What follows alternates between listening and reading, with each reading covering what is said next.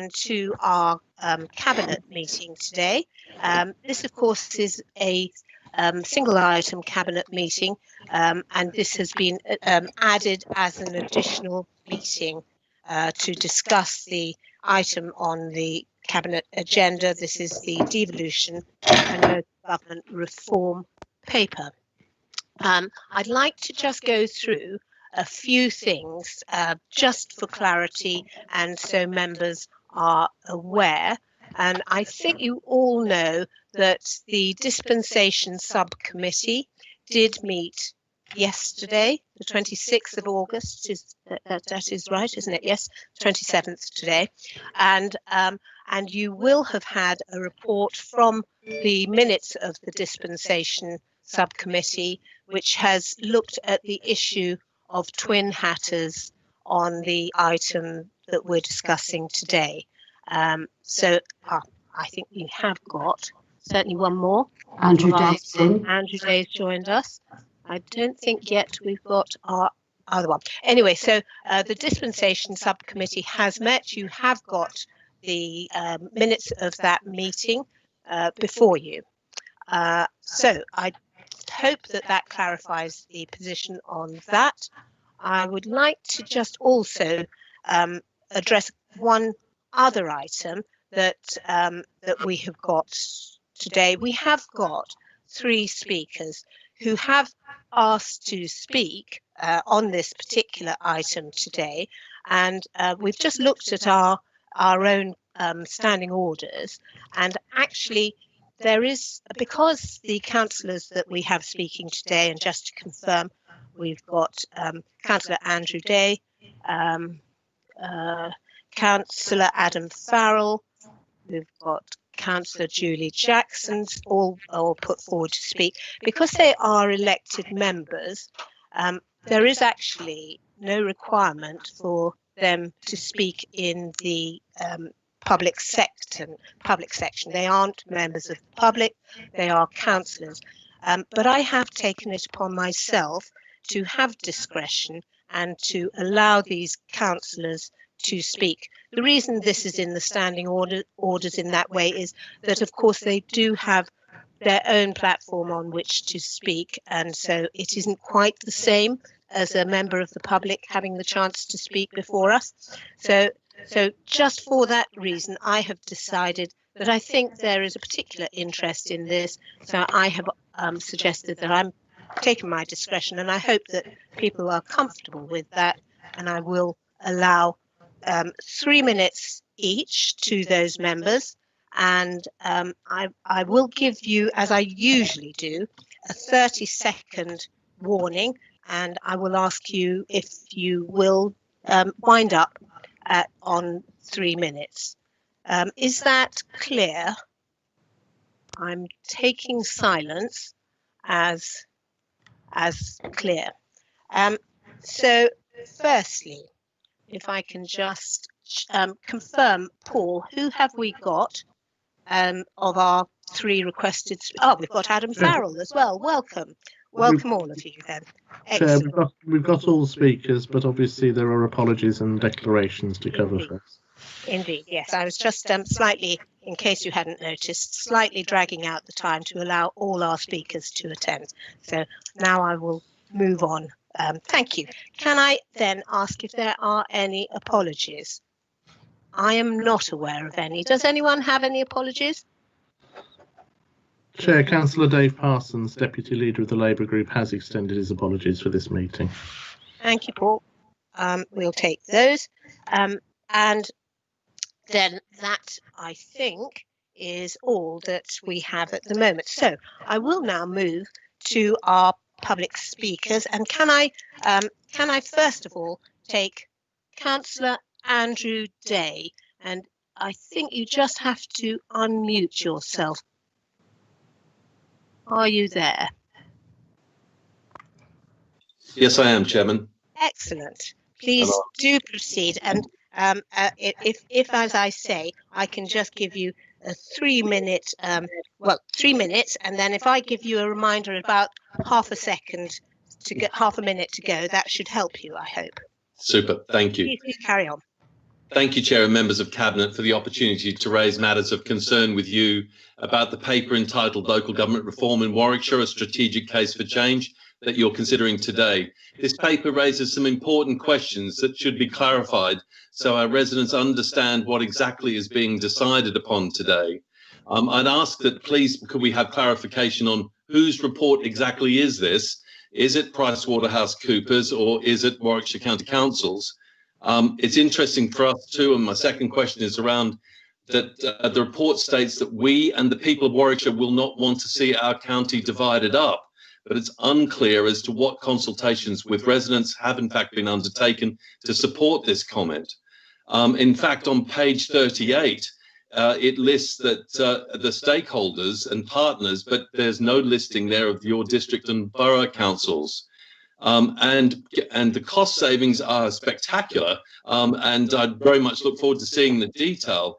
But the draft does suggest that you could deliver up to £81 million in savings. I'm sure you're aware that the combined general fund budgets of all the districts and boroughs put together is just £76.2 million. So there is some questions to be raised about that. But I think the key issue for us really is why the rush? Why do you need to do this now? And why are you not looking at all the options available for local government reform? This is a spectacular opportunity which has been there really since 2007 as for us to actually undertake these sorts of reforms, but it's progressing now.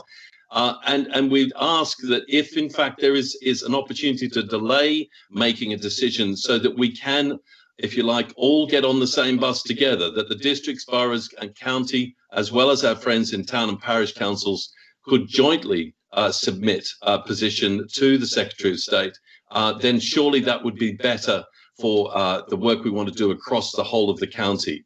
We appreciate that this is a good opening debate item, but we really do need to look at all the options and not just simply a county top-down form of new government, if you could call it new. I think Warwickshire deserves that, and we certainly would wish to work in partnership with the county to achieve that. Thank you, Chair. Thank you very much. And I have to say I was a bit slow on the stopwatch, but I think you beat me anyway. So well done. Well done indeed. Thank you very much for joining us today. It's good of you. Can I now invite Councillor Adam Farrell from North Warwickshire. Adam, can you address the Cabinet, please? Thank you, Chair. Thank you, members of Cabinet, for giving me the opportunity to address you today. Members of Cabinet, you have been told in today's report that councils who are able to submit their cases for structural reform to government by early September will be considered for inclusion in the first or early tranche for local government reform. Yet there is absolutely no evidence to support that claim. The rush from the leader of Warwickshire County Council to pursue a single Warwickshire unitary is well known, but there is no democratic mandate to do so and no credible evidence that it is in the best interests of Warwickshire residents. I have been an elected councillor at differing levels of local government in Warwickshire for nearly a decade, and in that time I've read many questionable reports, but the one in front of you today really is a thing to behold. The report that is meant to assess options is really a 48-page begging letter to believe the unbelievable, that somehow Warwickshire can deliver change and level up our county, which is rather strange, considering levelling up has never been achieved under any political party that has controlled the current Warwickshire-wide authority.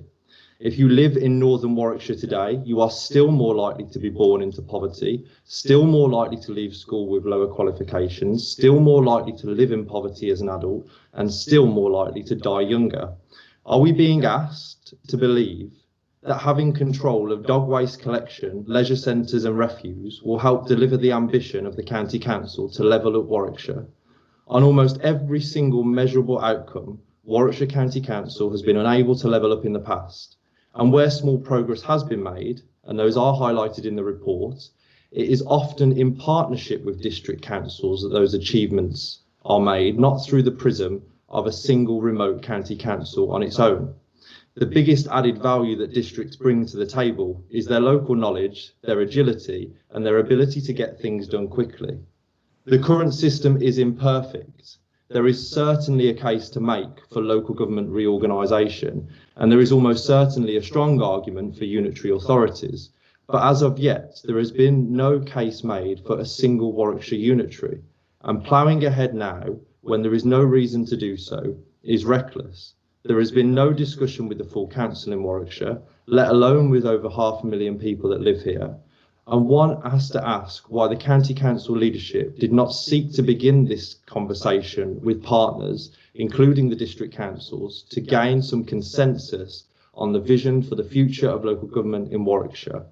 The answer, in my view, is very simple. They have made their decision without evidence, without consultation, and if you approve this report today, then without regard for democracy either. Decide now, consult later is a worthless argument. In this 48-page report, we are told a new Warwickshire-wide authority will deliver simplified, more accountable leadership with decision-making that is closer to communities. If this is your idea of more accountable leadership, then the people of Warwickshire should be terrified about what a Warwickshire-wide unitary would mean for them and their families. I ask the Cabinet to delay deciding on this report and begin a real conversation with partners and the people of Warwickshire about the future of local government.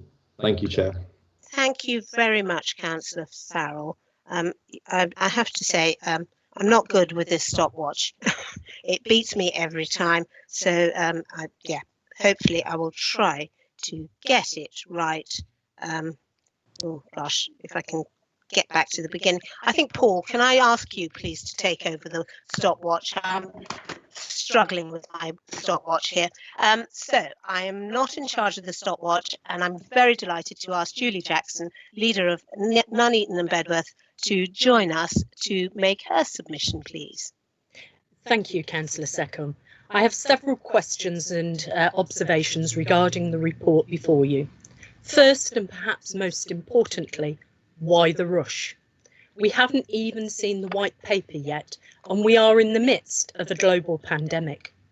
Unlike assertions here, I am hearing it is very unlikely that Warwickshire will be in the first or early tranche for any devolution deal.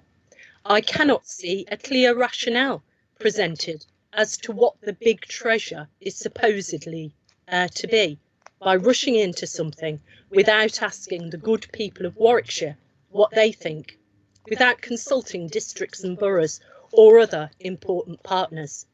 If Cabinet were to agree this process today, what are you really saying to the public, to partners, to government? The report states, and I quote, "We and the people of Warwickshire will not want to see our county divided up," end quote.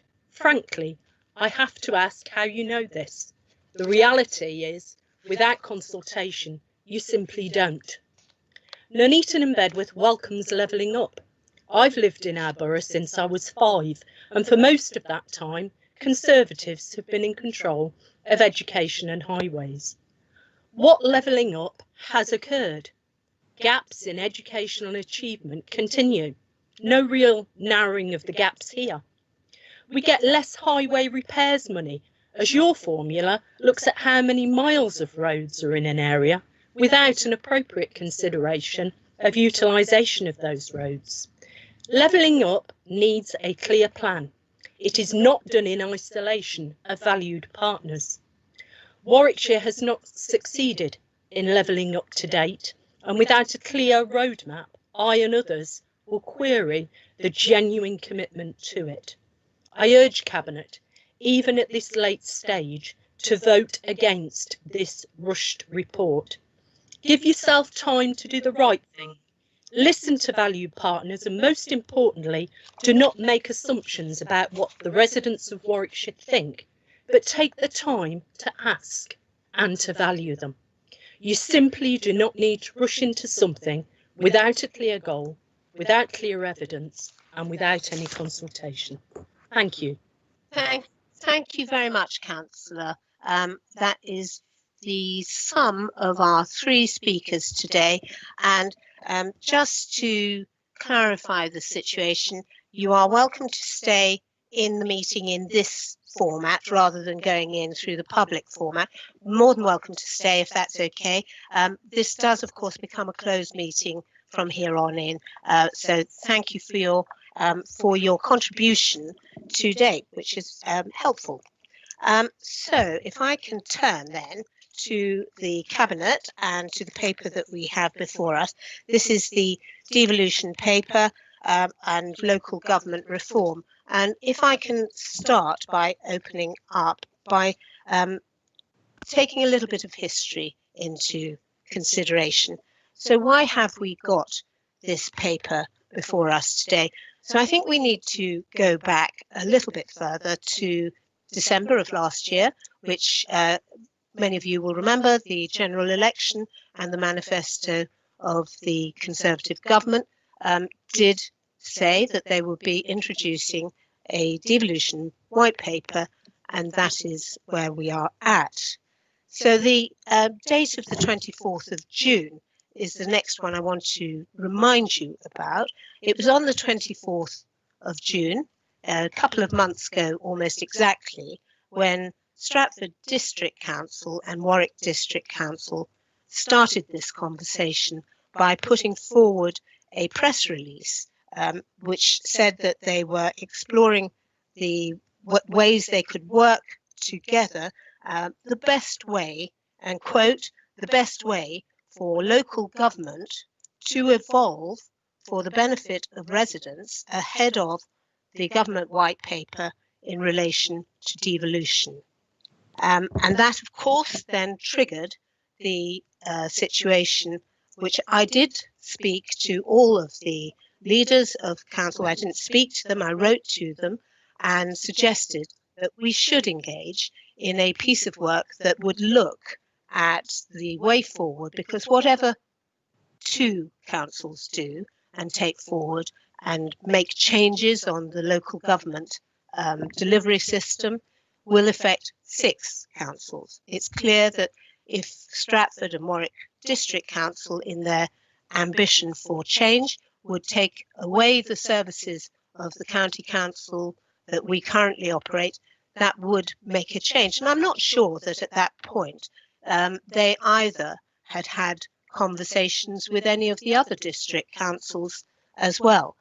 So this opened a dialogue which I have been engaged in as well, and it is fair to say that out of the county council members, very many of them are twin hatters.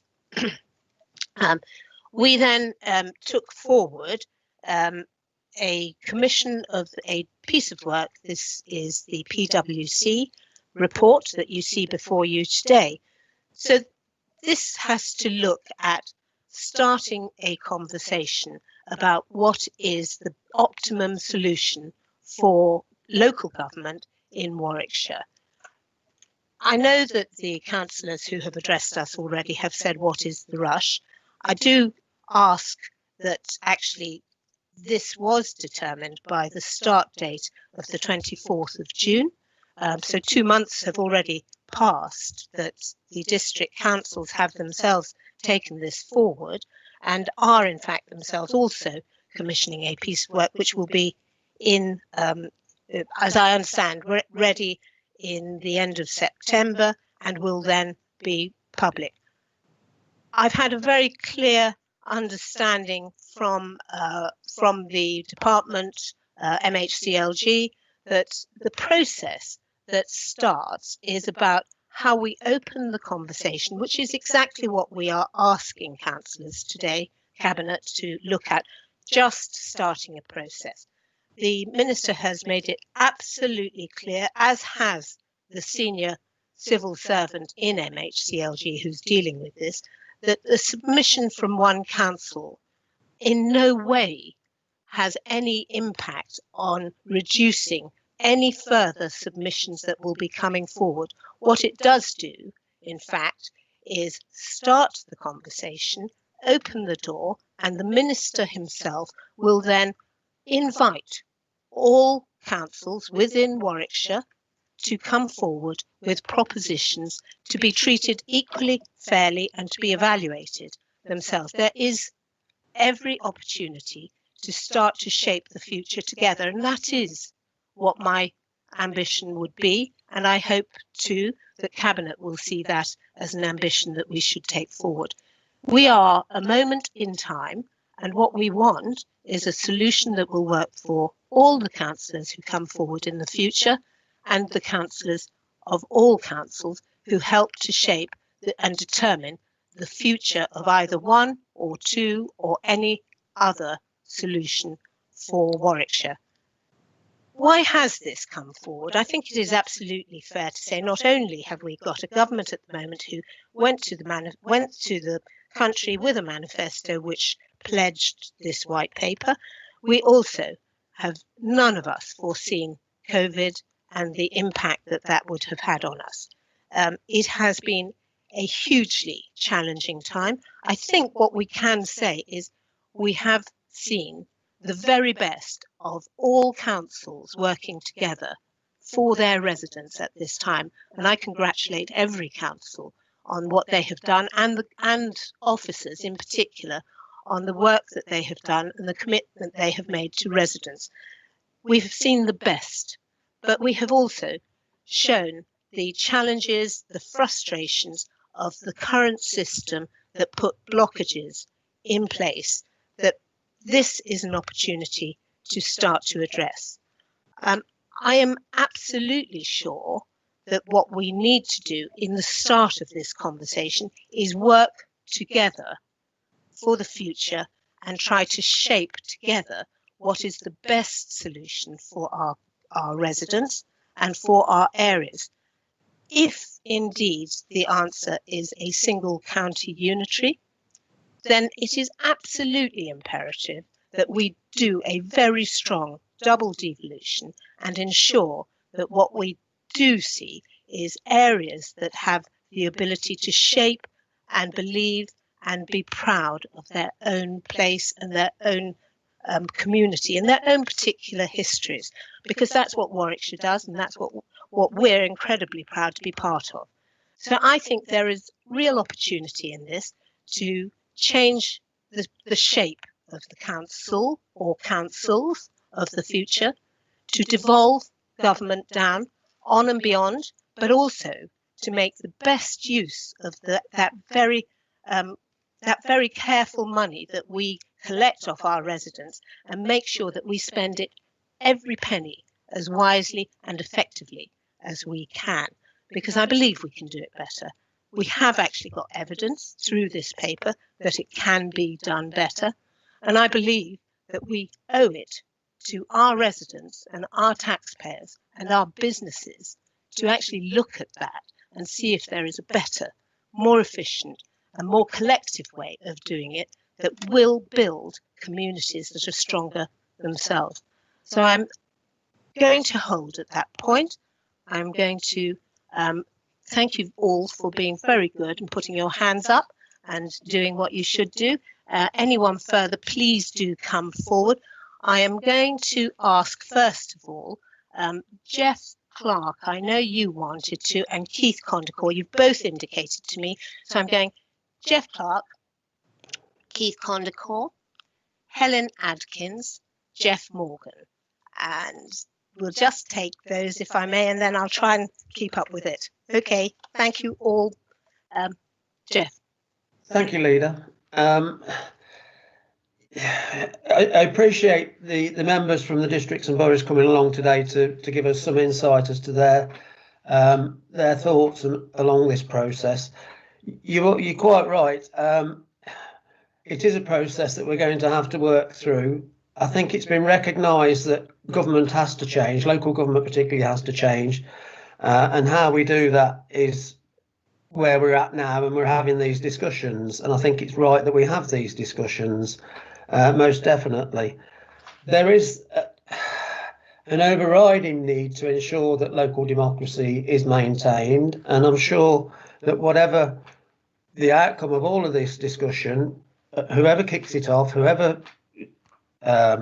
starts wherever we start, there'll be a vast change before we get to the end of the process as to how this is going to unfold.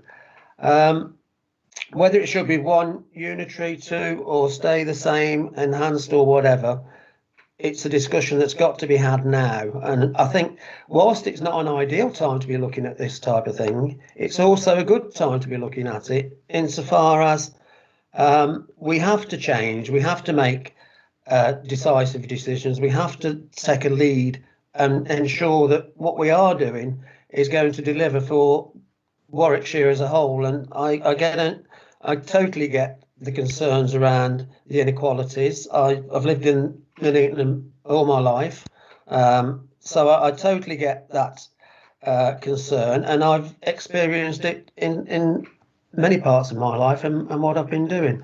But what I would say in relation to the county council, or for probably a single unitary authority, it wouldn't be the county council, and I'm wrong to say that. It would be a new council, and that would be right to do.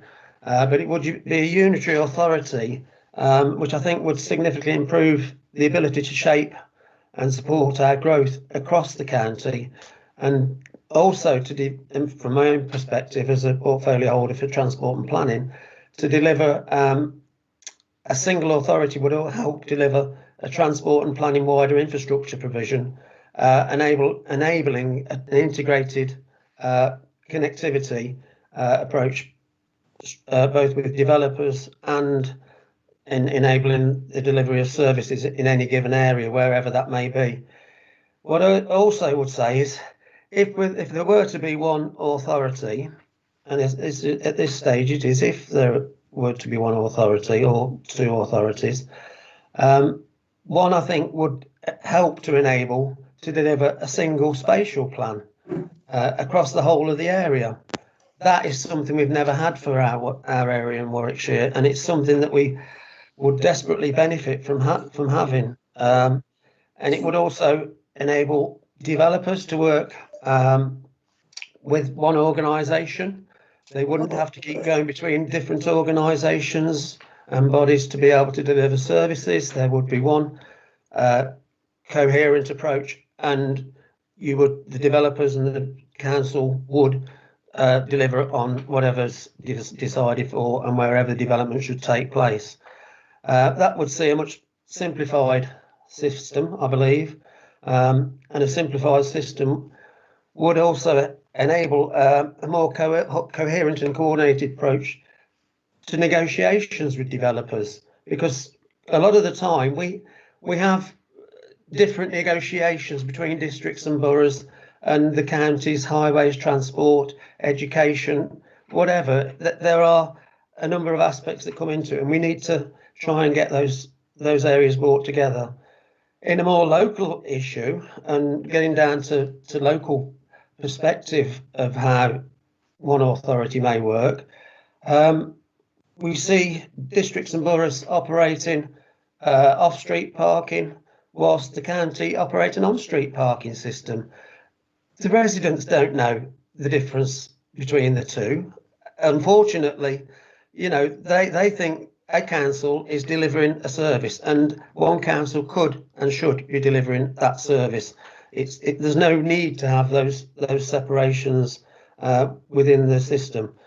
I would say in Warwickshire, and I'm bigging up Warwickshire here, it's not going to be Warwickshire County Council, it will be hopefully Warwickshire Council, but in relation to the Highways Authority, we are quite rightly proud of what we've achieved. We've been joint top performing County Council for Highways Maintenance for the last 2 years in the Public Satisfaction Survey. So we must be doing something right in relation to delivering services county-wide. So I think that's something we need to maintain and even build on. We also do similarly well with in our peer group with gritting authorities. We're joint first again.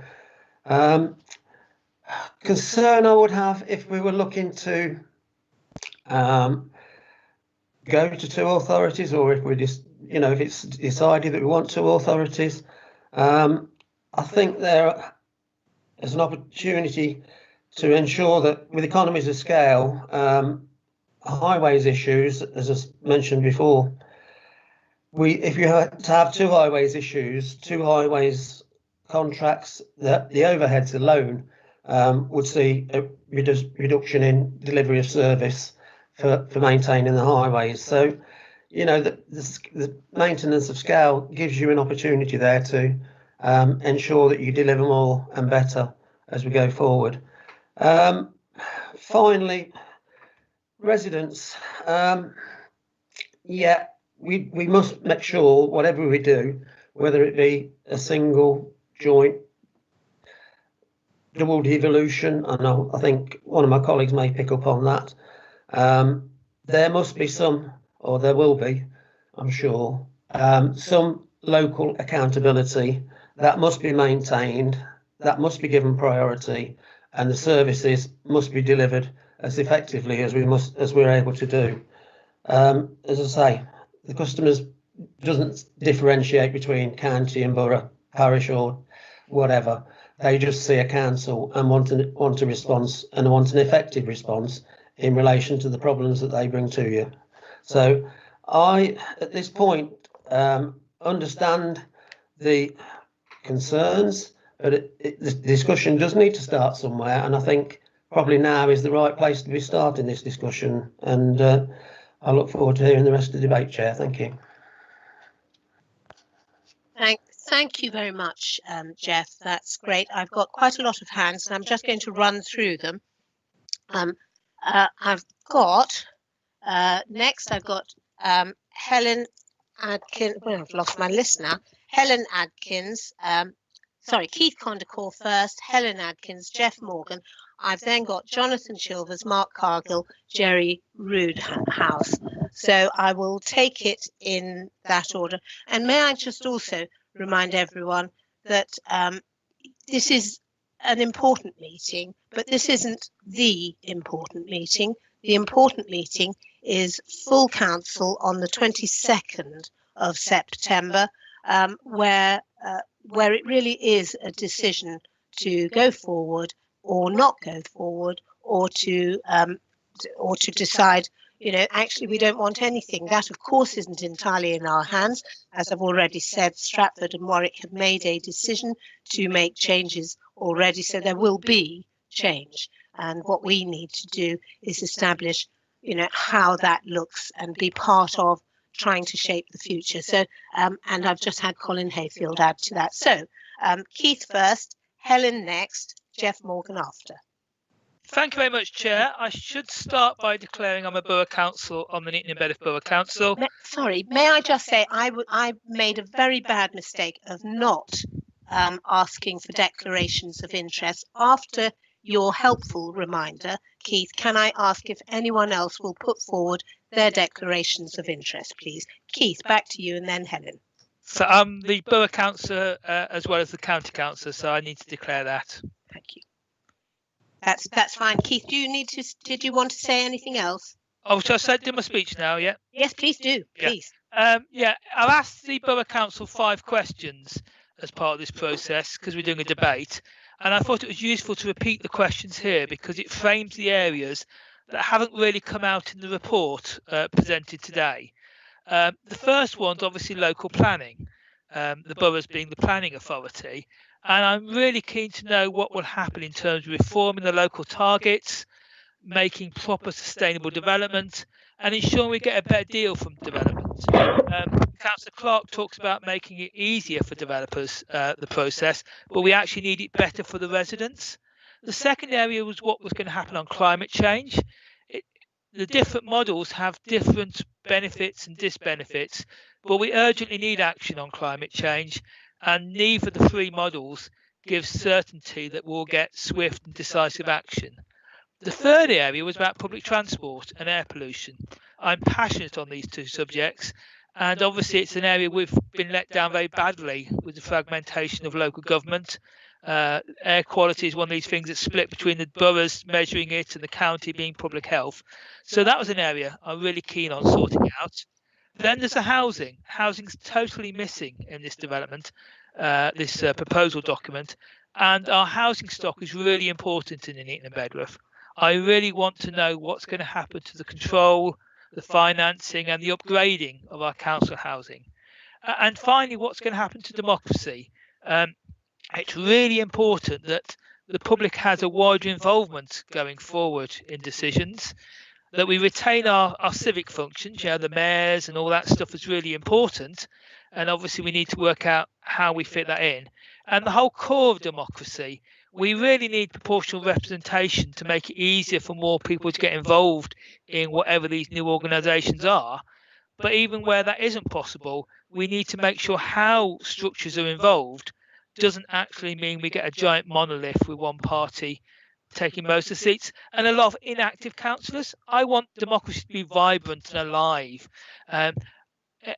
In some ways, I like residents' associations and other parties to do well as well, because a lively democracy really works well. And we need to work at how these structures will work to get the public involved and get really keen people involved who want to be part of their local council but may not live in the right area for the party that's most popular. This is why the new structures are really important. In terms of going forward, I think we need to look at waste as one of the early moves. If we don't change the structure and keep as we are, I think a single waste company or waste authority is one of these steps that we need to do anyway. We need to sort out waste. And local transport, I think we need to have Nuneaton and Bedworth in the same transport authority as the West Midlands, and then the same discussion needs to be done for the other districts, because it's so much easier if things don't stop at the boundary of Coventry or the boundary of Birmingham. So waste is really important, and I hope a new structure takes us into a local transport authority. And this reorganisation is coming at a bad time. We've got 3 crises all happening at the same time. We've got the COVID crisis, we've got a recession, an economic crisis, and we've got a massive climate change crisis all piling up. And it's a bit like doing a management restructure on the Titanic if we take too much effort away from all these other priorities. So the keenness to be slow and careful is from the point of view we've got these other crises that need managing. And finally, in terms of levelling up, it's obvious that this new authority should be based in Nuneaton and Bedworth. It really would level things up to say, yes, we'll have a unitary, but we'll actually put it in Nuneaton and Bedworth. Thank you. Thanks, Keith, very much. Some interesting points there. Helen, can I go to you now, please? If anyone has any declaration of interest, would you say now or say at the beginning of your address, or please can you put it in the council chat? Thank you. Thank you. So Helen. Thanks, Chair. Just a few things to say, really. I agree with a lot of what was said by the speakers. I think that the report was rushed. I think it wasn't brilliant quality, if we're honest. I don't think it was balanced. There wasn't any consultation with the boroughs and the districts, and I think that was pretty striking. And when I met with Price Cooper Waterhouse, I said, well, you are going to speak to the boroughs and the districts, and they just sort of went, oh, we haven't. And they didn't even seem to know who the leaders were of the boroughs and the districts, which I thought was pretty horrific, to be honest. I think, there's a lack of focus on things like the levelling up agenda and also climate change and other issues. I think, if there is a case for levelling up in a single unitary, it wasn't made, and it wasn't made strongly at all. So I think there are, obviously this is an area where there's going to be agreements and disagreements, but I think that there is going to be change, and I think we all need to cooperate together, and that's from all sides. I think there needs to be cooperation from all sides, but they're my thoughts on it anyway. Thank you. Helen, thank you very much. So just going back to my list, Jeff Morgan now. Jeff? Yeah. Yeah. Okay, Izzy, thank you very much. Hello, everyone. For those of you who don't know me, I'm Jeff Morgan. I'm Cabinet Member for Children's Services. The report that you have before you does recommend a single unitary for Warwickshire, and that is really for the benefit of residents, not for our benefit. It's not for us that we're doing this. It's not for politicians nor officers. We're looking for benefits for residents. I could say a lot about the advantages for children's services of a single unitary, but I'm going to cut down by half what I was going to say. The benefits really of a single unitary are early help and support for families, and the corporate parenting in particular for care leavers. And it's the second one of those that I'm going to talk a little bit about. One of local government's heaviest responsibilities is looking after children in care in our role as a corporate parent. Now, districts and borough councils share this. It's a legal responsibility. But in practice, it's not always been possible or easy to work effectively together. The benefits for children in care and new care leavers are very significant if a new single unitary were to be created, such as meeting the demand for housing for care leavers. To give one example, our house project would benefit enormously from engagement with one single housing authority to meet needs across the county. Believe it or not, we have some instances where care experienced young people have to leave foster care at 18, be homeless, before they can receive consideration for accommodation. There's obviously an opportunity here with a council that had responsibility for social care and housing to address this issue. Council tax would be the responsibility of one organisation, making it easier to provide council tax relief for our care leavers, which the county council currently pays for on behalf of them. It would help in terms of enhancing our leisure offer for care leavers, making it easier for them to be provided with access to the gym, swimming, leisure services. All of these things should enhance their physical health and well-being. Young people who present as homeless are currently jointly assessed by the housing authorities and social care at Warwick. And there are often disputes about the responsibilities for various authorities, which can cause delays. Finally, there would be an increase in opportunities to provide apprenticeships and employment for our care leavers if there were one administration. Additionally, colleagues should know that in the event of a two-unitary solution finding favour, I believe it is quite likely that children's services would be removed entirely from council control and operated by an independent trust. This has happened in several authorities in the West Midlands, Birmingham, Sandwell and Worcestershire.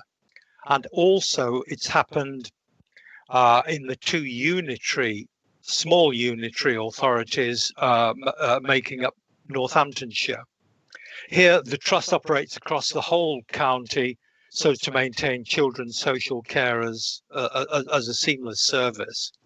The challenges of this, were it to happen, are obviously. I mean, there would be a lack of democratic oversight.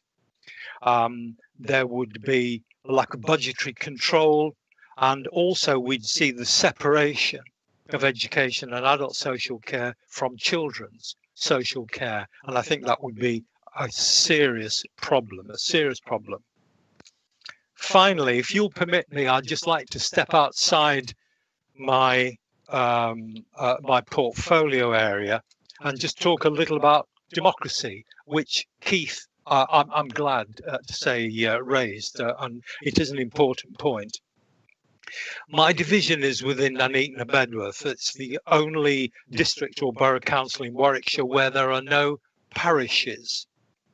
Apart from the main population centres of the two towns, there are discrete communities such as Wilkington, maybe Galley Common, currently part of the Nuneaton and Bedworth Borough Council, which one could easily imagine taking up more local control through the creation of their own parish councils. Bulkington, which I know best, obviously, would certainly have benefited greatly from having its own parish council 4 or 5 years back, in order to have statutory involvement at an early stage in the planning process. The point I want to finish on, Chairman, is that the establishment of a single unitary council for Warwickshire, apart from being able to provide better services more effectively, would be a great opportunity to increase localism and democracy through new town and parish councils in areas of the county where they do not exist. This is a really exciting opportunity for the residents of Warwickshire. Thank you very much. Thank you, Jeff Morgan. I'm now going to carry on the list. We have next Jonathan Chilvers, Mark Cargill, Jerry Roodhouse, Colin Hayfield, Joe Barker, Judy Falp. I am really keen that everybody has a chance to have a say on this important matter. It is, as we have already said, the start of a process, and the proposal to submit is just to open the conversation and to equally allow all other council submissions to have equal parity as it goes forward. So, Jonathan, can I move to you, please? Thank you. Thank you, Chair, and good afternoon. Good afternoon. I have to say this report claims to make a strategic case for change, but I think it singularly fails to do so. I think it's a really disappointing effort. It barely even tries to engage with the best arguments for an enhanced status quo. It just kind of dismisses them and jumps straight to saying that a unitary is the best way forward. So I don't think it can claim to be in any way a kind of a neutral evidence-based offering. And of course, that's most evident in the somewhat amazing claims of financial savings, as has already been mentioned, without even trying to show the workings. And I've asked the kind of the workings behind these figures, but I haven't seen them. So I ask again, will these be published so that we can at least, and the people of Warwickshire can at least see what these claims are based on. So I also want to just briefly touch on the double devolution. I do echo that I think this is an opportunity to do a really strong double devolution and have parish and strong town and parish councils, as Councillor Morgan was saying. But I just want to sort of put in a story of warning. Shropshire 10 years ago went to a unitary authority, and there was great promise of lots of place-based local community things with budgets and that kind of thing. And 10 years on, all the budgets have been eroded. Those local place-based committees hardly ever meet. It's been Shropshire hasn't ended up with double devolution at all. It's ended up with more centralised, less local democracy. And again, this report barely seemed to acknowledge the existence of town and parish councils. It didn't mention the number of town councillors and parish councillors that already exist, or the places where they don't. And so it was hardly a reassuring report in that sense. And so I would want to see very strong devolution of budgets and of powers that are permanent to town councils. But this report just fails to do that. And to be really honest, if Warwickshire was to submit this report as it stands, as our strategic case to change to central government, as a Warwickshire council, I would find that embarrassing. I think this report is really, really poor. And I just want to see a proper job done on making a genuine strategic case for change, whatever that looks like. Thank you. Thank you, Jonathan, for that. Yeah, you do remind me about there were a number of councils around the time Shropshire went, Wiltshire as well. Wiltshire actually did do a lot of double devolution. I believe Durham did as well, and Durham have a really interesting model, which I would like members to have a little look at. I think there's some really interesting area committees with parish councils on them as well. So some good stuff. But what we want is everyone to engage in that. And I do think that come full council, there will be a lot of discussions about how we might shape that. Shropshire, of course, are a small unitary, and the challenge for small unitaries has always been chasing the money and not having enough to, it costs a lot to do it. Doesn't actually the risks of delivering is a challenge. So that there are some issues there that I think it is worth us looking at to see why that is the case. Mark Cargill, you are sorry, Jonathan. Yeah, no, not Jonathan. We've had Jonathan. Thank you. Mark Cargill is next, and followed by Jerry, Colin Hayfield, Joe Barker, Judy Phelp, and Caroline Phillips. And thank you all for putting your declarations of interest in the chat box. Thank you for that. Mark. Thank you, Lisa, and thank you, Cabinet. Yes, I do declare an interest, as I mentioned. First thing I'd like to say is thank you for this debate, because I think it demonstrates the way we can discuss matters like this between all of our groups, and I think that's very good for democracy within the council. Right, first thing I'd like to say is that the relationship between sorry, you coughed there, Izzy. The relationship we're building between Warwick and Stratford is a closer collaboration. It didn't really kickstart at all the single stroke double unitary debate, because that's not within the gift of the council. So I just wanted to get that particular point over. Right, I think to say that no one disputes there's a need for change within local government, and I get that as well. I'm quite happy to enter into debate on that. And whichever way we go eventually, it's got to be driven by, as far as I'm concerned, independent, accurate reports that have been gone out over a period of time. That is why I'm so concerned about this particular report. I do believe, as other speakers have said, it is rushed. It only is based upon a single unitary, or basically it doesn't go through the detail of a two unitary approach. And also, as has been mentioned, and this is my big concern, we haven't been engaging with our residents.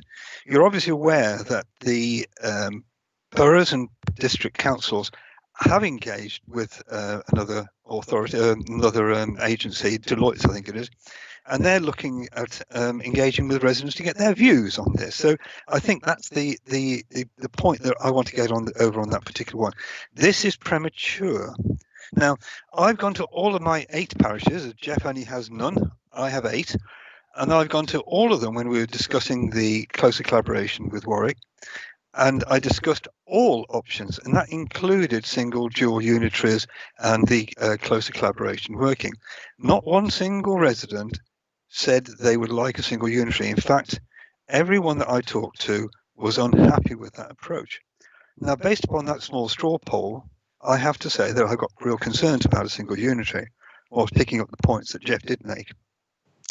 The argument about residents not knowing which council they come under is actually quite relevant, and I think we've all thought and chuckled about that over the years, haven't we?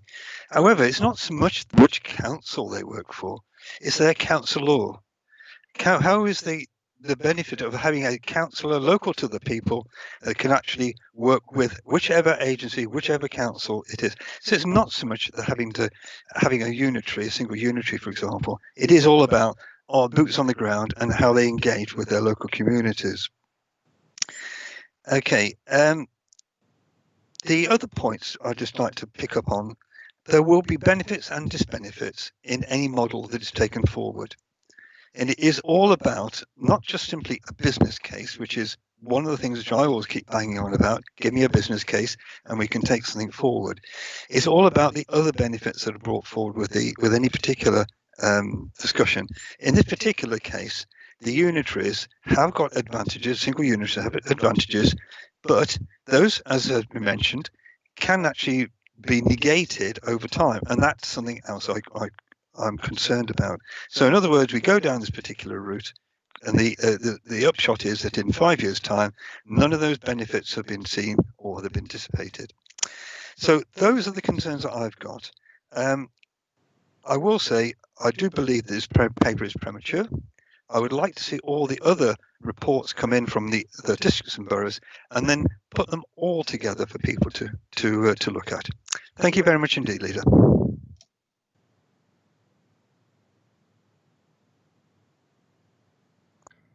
You're on mute, Izzy. Had to happen, didn't it? Thank you very much, Mark, and thank you for that. Just to say that, of course, the proposal is that we should be consulting after when it gets to the full council debate. What we need to understand is the views of how councillors would like to shape what offer we have for the future, and we would be doing that. I think it is important to know that we are on the start of a very long journey. I think it would be really remiss to think this is an over and done in a matter of weeks. We're in it for years now. So I think that what we need to do is just start to understand that this is just an opening of the process. No more than that. The council meeting will have a far bigger influence as well. Anyway, enough from me. And Jerry, may I go to you, Jerry? Colin, Joe Barker, Judy Phelps, Caroline Phillips is who I have at the moment. Thank you. Thank you very much, and I'll put my interest in the chapter in for you. Thank you. Because I come from the celestial city of Rugby and represent an urban division with no parish councils, but I'm fully aware of what some parish councils do deliver and the work that they do. And I fully take on board the position where you are in an urban area without even a town council or a parish council. I think the question for me is around double devolution, how that would work and how that would go. I'm also, because I've been around for a bit, aware of this debate in Warwickshire that's been going on for a long time, and I can go back beyond Gordon Collett when he was leader in Rugby and at the county, and that debate and the documents there. The difference this time, I feel, is that there is a definite paper which is being banged out from number 10 Downing Street and from MHCLG to which will hopefully be out by the middle of September. So I have to agree with Izzy in a way that I do see this as a start of a process and the start of a conversation that is needed and definitely needed in Warwickshire. And the points made by Keith and Jonathan around having points for discussion, I think are the correct way to take this forward. At the moment, it does feel like people are sort of throwing stones at each other, and I'll let you get on with that and carry on with it, or jump into a sack if you want to. But I think I'm more interested about actually what it is that we can deliver. And that for me, going forward, there has to be greater transparency around the paperwork, and that's from every local authority about what's going on and how they're delivering that, instead of hearing it secondhand coming through particular routes. There is the issue then about double devolution. How will that work? How would that develop? And then sitting alongside that is about climate change and the effects of how that can be delivered. So it is a start. It's a conversation that needs to be had. It's about time we cleared the air in Warwickshire, because this has been going on for too long. I've been around the two-tier system for a long time, and one will always blame the other. I can think of funding that's gone into Camp Hill and to everywhere else over the years, and also down in Stratford as well and other parts of the county. It's always been an argument, not just in Warwickshire, but in all two-tier areas. The feeling I get there.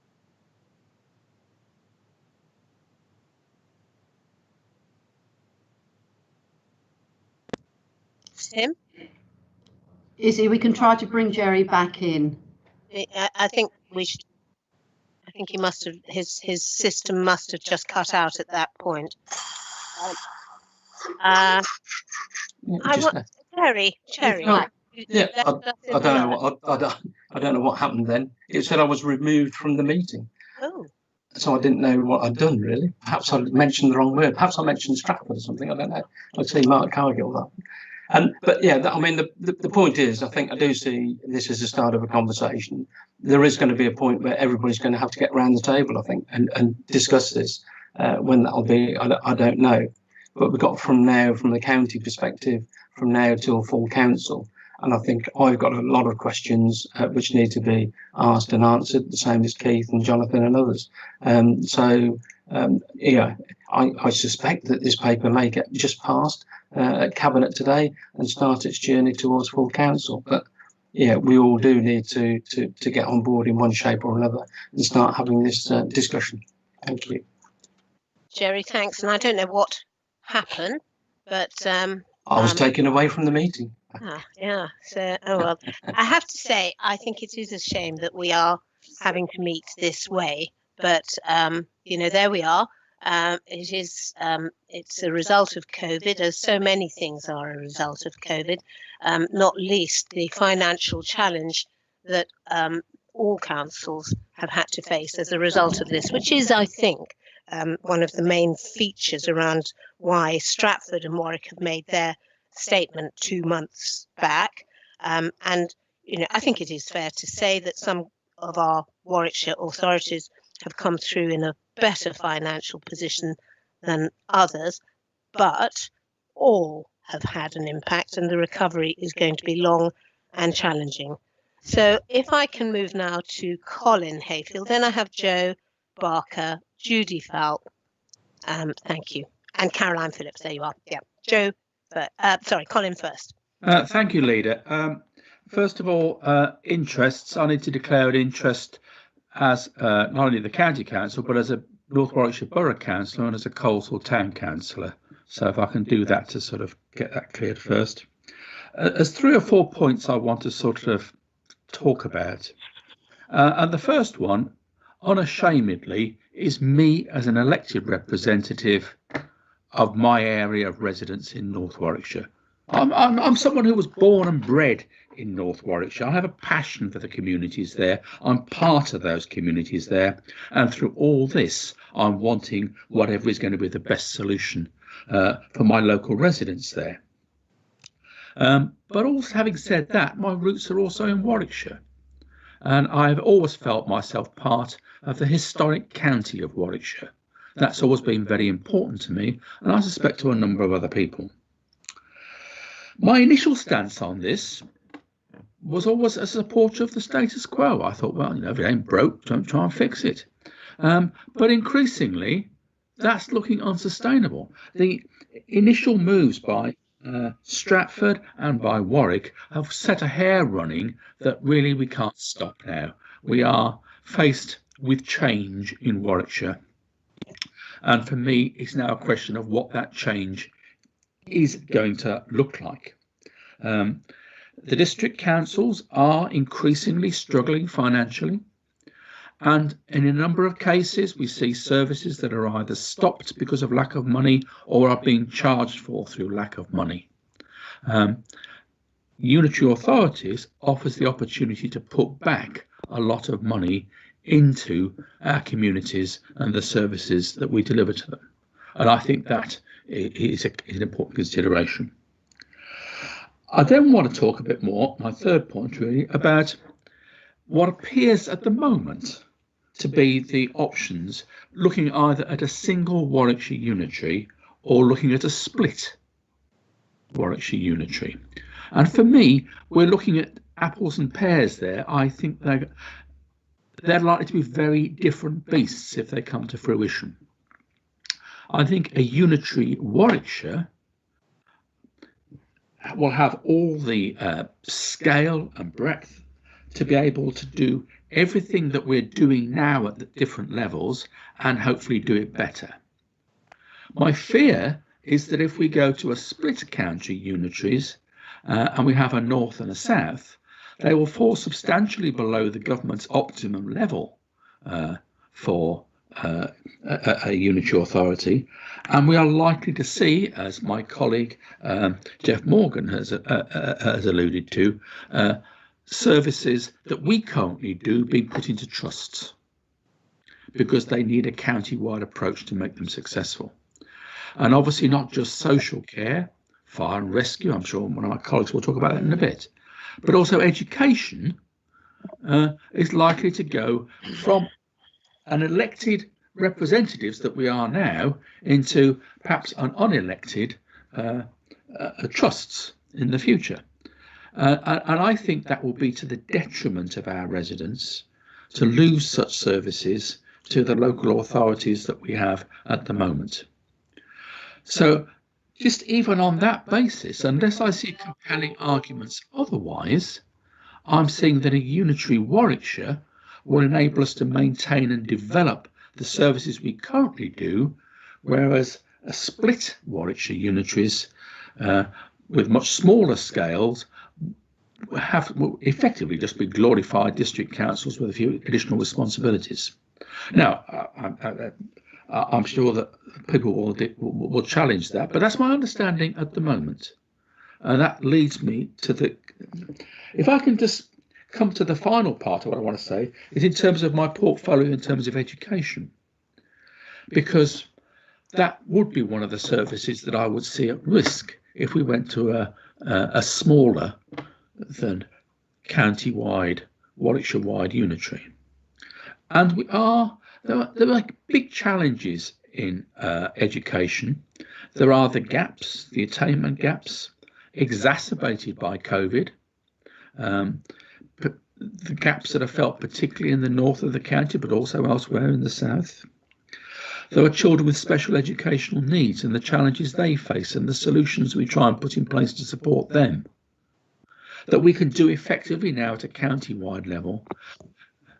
It will be hard to do at a smaller scale and therefore may well end up with being put into a area of trust responsibilities. We work very hard on the Warwickshire family of schools. Most of the primary schools are still maintained, most of the secondary schools aren't. But whether they're maintained or academies, we have been working collectively and effectively together as a Warwickshire-wide family of schools for the benefit of local children. And I would see that at risk if we broke up that overall Warwickshire-wide level of responsibility for education. All this focuses back on what's best for my residents. And what's best for my residents at the moment, from what I can see, if we can't keep the status quo, and that looks to be gone, is having a county-wide, not a county council unitary, but a county-wide Warwickshire unitary. I think that offers the best chance for my residents to have the best services possible leading into the future. And as you say, Leader, this is the start of a process. And we're getting, not just getting our lick in first, but it's making sure that we are initiating a process where others will have time to put in their submissions and their counter arguments. And it may well be that what we end up with is different to what we have now. But for now, what I see in front of me, I am happy to lend my support to the recommendation that's before us today. Thank you. Colin, thank you. Thank you very much for that. Back to my list. So next we have Joe Barker, Judy Falp and Caroline Phillips. Those are the three that I have hands up for. If you want to have an input, do please put your hand up. Joe. Good afternoon, Izzy, everybody in Cabinet and the many members who are here. Thank you for allowing us this opportunity to speak.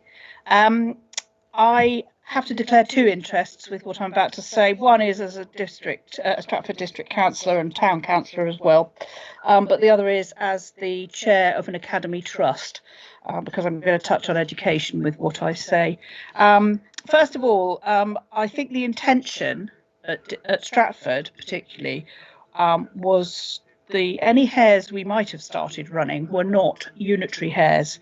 I might describe myself as a unitary councillor, but that's the most useful way of describing someone who's a twin hatter rather than saying I wear 2, 3, 4 or 5 hats. But I believe that what we were looking at was forming basically a super district, because not only the impact of COVID, but also on our finances, but also the fact that at the time we were both Warwick and Stratford looking at appointments which potentially we could share. So it just opened up. It was just a huge matter of convenience, and the fact that we were feeling particularly skint and we could work better together. So I just want to set the record straight slightly there, that the intention wasn't to set this particular hair running. There was a point made about highways, and I have to confess that I have 17 parish councils or parish meetings, and at any of those meetings it will always be highways that we discuss. And why do we not get anything in the south? And I know that there are officers sitting on this call who may be chuckling because I always talk about bits in the far south of Warwickshire, names like very close to the Roll Right Stones and so on, where people in the north of Warwickshire, it's 50 odd miles away. So it does feel like another country. And of course, that is one of the problems. And that is one of the problems that the residents say. I would agree with Mark on this, that I haven't met anybody in any of my councils. And granted, this is completely anecdotal and it's self-chosen because they're the people who turn up. But those people have never, ever shown any particular keenness on having a single unitary Warwickshire. In fact, their beef is always about highways, which of course is done by the county at present. There is, of course, under the devolution, not white paper that's coming along, but under the Localism Act already, there are other authorities such as the WMCA, and I would suggest that potentially highways is a matter that would be better covered by a bigger authority rather than a small one, because this isn't all about big and or small. This is about the right size to do the right job.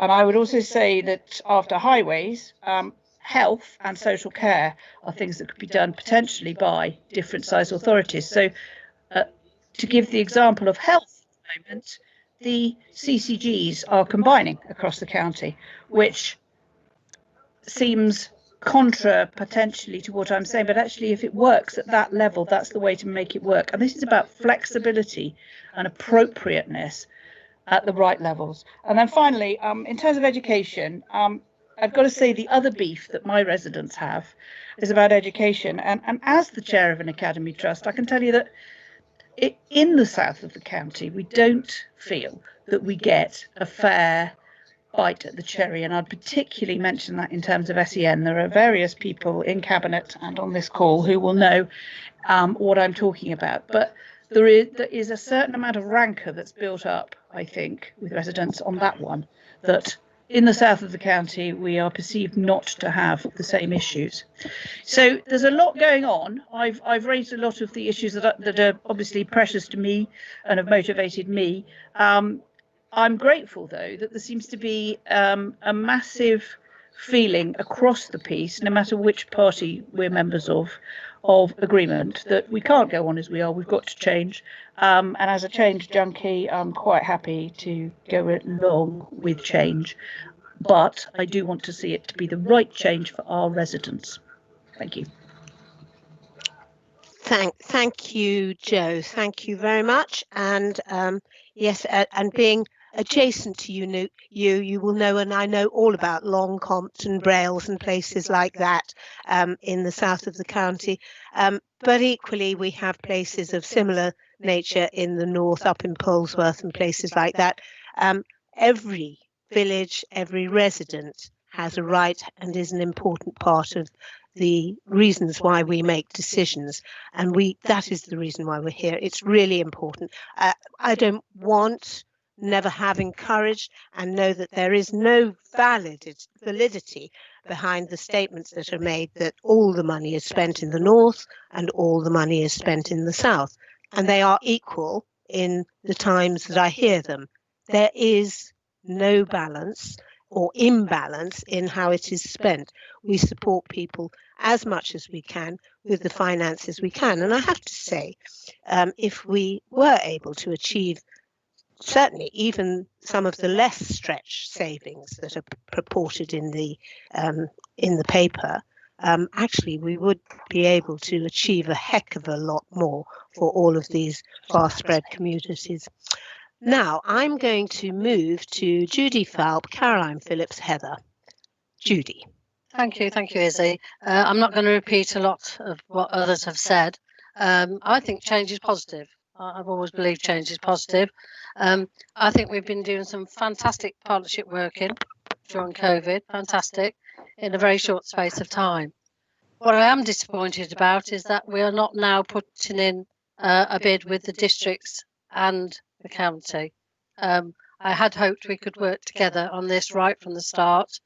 You've obviously decided as a cabinet, not me, because I wasn't involved in this at any stage up to now, that you've decided that you're going to go and put a report in now. And I can understand the time issue. I shall say more at the full council. What I am disappointed about is the report. I thought it was poor. It was rushed. That was the problem. It was rushed. And I really felt with my third hat on, or first hat on as a town and parish councillor, that what we're there for, really. I didn't feel we were involved. I'm not sure about these boards that we set up. Aren't you just setting up district councils in a different format? Have you consulted with the town and parish councils? The only information I've had is what's gone through from the district. And I've then said to my parish and town councils, and I'm putting my parish and town council hat on, they're going to be really, really important. Whatever is decided, it's really, really important. And really, they should be involved now, not when we've made the decision. They should be involved. And we've got to think about Rugby and Nuneaton, who haven't got parish and town council. How are the people on the ground going to be represented there? So I've not made any decision. Why would I? I want to see what the district and county and the boroughs report comes up with, along with hopefully an improved county one, and then I can make a decision. As Joe and Mark have said, the combination with Stratford and Warwick District was purely because we were struggling to recruit staff. Money is tight for both of us, and when we first started talking, the a single or whatever unity was not even thought of. It was just us two working together as a super district, and that's how we've decided we'd go ahead. And now, obviously, because of the white paper, we're going to have to go further on. So please don't forget the parish and town councils. Disappointed you're not going with districts as well. I think it would have been even more powerful. But whatever happens, we'll be needing to talk to each other. Thanks, Judy. And of course, this is only the start. And actually, the council is the main one. Really, we would not want to start designing it without council, so that was always important in our thinking. But the opening bit of the conversation is equal and fair to all councils who will come forward. Caroline Phillips, are you there? Are you with us, Caroline? Hello, Chair. Hello. Hi. Yes. Hi. Yeah, excellent. Please start. Thank you. I just want to declare, first of all, Chair, that my husband is a borough councillor. Thank you. He's deputy leader of Nuneaton and Bedworth Borough Council. Right. Yeah. I'm just going to speak to this report, Chair, and I have to say I feel a little embarrassed with it. It's not balanced. It doesn't have any details. If it's the start of a conversation, then in my view, it's the wrong start. The start of the conversation should have been with districts and boroughs. This report, it's completely it's one-sided, completely unbalanced, and quite honestly, it's something that any of us could have written. It's full of headlines and no details, and I would really wish that we could withdraw it and bring some proper reports to full council once we've had consultations with boroughs and districts, because I don't think we can have a true debate based on this report, because it's just not good enough. Thank you, Chair. Thank you, Caroline. Looking at the list, I've got Heather Timms next, then Les Caborn, then Andy Crump. Heather. Thank you, Chair. I'd first of all like to declare an interest as a Rugby Borough councillor, and I'm also a parish councillor for Brandon and Bretford. So I thought I'd better add that one in. Very much my responsibility is for environment and heritage and culture in Warwickshire. And I also am the climate change champion for Warwickshire. So those are probably the areas where I'm going to sort of make some comments. And one thing all the speakers have agreed on is that money is tight. And I currently chair the Warwickshire Waste Partnership. And the report makes it quite clear that the Warwickshire Waste Partnership has probably achieved as much as it can achieve without moving towards having one separate waste disposal authority, waste services authority, because currently we have 5 separate collection authorities and us as the waste disposal. Unless we are able, there are huge financial benefits to bringing those all together in one waste authority, absolutely massive. And it rids us of a lot of inefficient operations. And I will make one example clear because I think that will help people. Currently at Brampton Barracks, we have 2 authorities, both Rugby and Nuneaton, taking their dustbin lorries in. That, to me, shows the inefficiencies of the current system. So I really think if we could have one waste authority, that would give us those efficiencies, not only to save money, but to drive through a lot of improvements to the climate change agenda. So waste reduction, reuse, recycling, and the huge environmental benefits that can be brought by having one system that works the same way throughout the county. There has to be a lot of duplication of those lorries running up and down everywhere. And that, to me, is absolutely a very key reason for looking at a single unitary.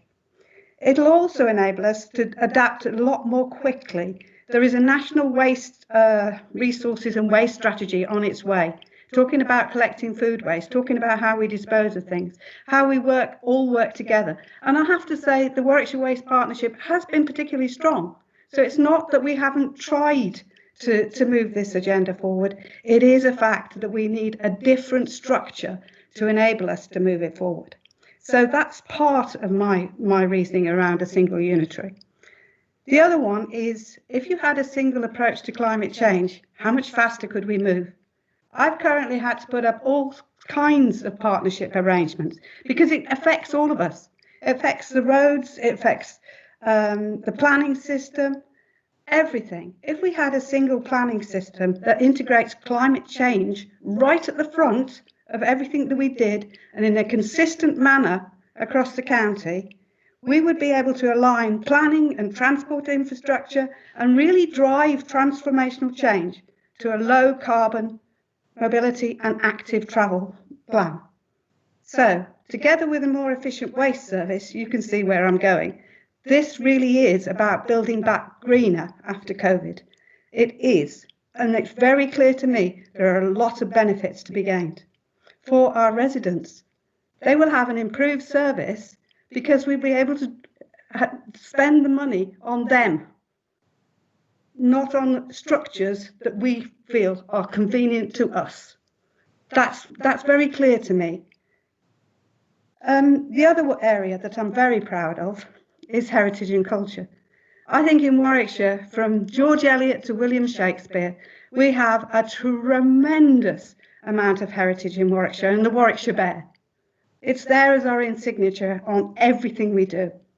Now, there's also a very key area here, domestic tourism. How can we join it up?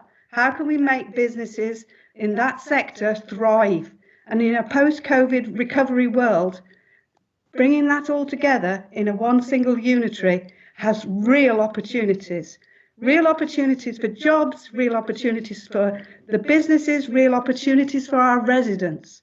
And being able to bring it all together is absolutely key for how we can drive that forward quickly and get that recovery on the road, because it needs to be there now for them. Okay, I think the only other thoughts I have are around double devolution. Totally agree. I think it was Jonathan who said we have to be clear about budgets and plans. Yeah, that's all in the details, but I think the report does cover local place boards, looking at how they would work. And I think that's really key, that we work together on those and we engage with our community and devolve powers down to local, town and parish councils, or however the setup is made to work. This is the starting point of this conversation. We need to have it, and we need to really look at how our residents are engaged with us, all councillors. So very key to how I see this going forward. So really welcome the report and really want to look forward to how we take it forward quickly and get the transformational work done so that we deliver for our residents. Thank you.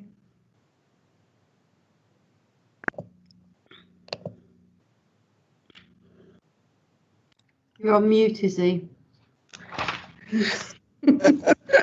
Annoying. Thank you. It's a good job I've got you there to give me a nudge. So, Heather, thank you. I've got two more speakers indicating Les Caborn, followed by Andy Crump. Shall we go with those two, please, Les? Yes, thank you, Chair.